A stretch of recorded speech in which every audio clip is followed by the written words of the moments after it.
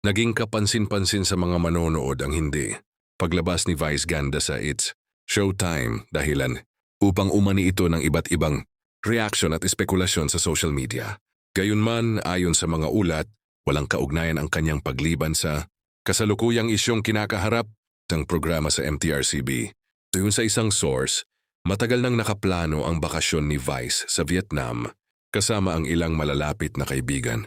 Umalis umano siya noong Martes at inaasahang muling mapapanood sa It's Showtime sa susunod na linggo. Dahil dito nilinaw na ang kanyang pansamantalang pagkawala sa programa ay bahagi lamang ng personal na bakasyon.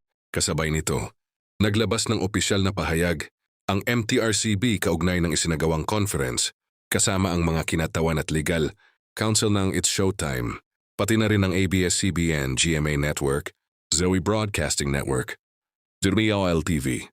Tinalakay sa pulong ang reklamong may kaugnayan sa kontrobersyal na Memerimar segment na ipinalabas noong Hulyo 24, 2026.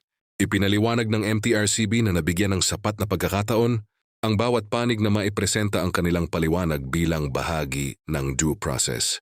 Layunin nitong matiyak na ang lahat ng programang ipinalalabas sa telebisyon ay sumusunod sa umiiral na mga alituntunin sa broadcast.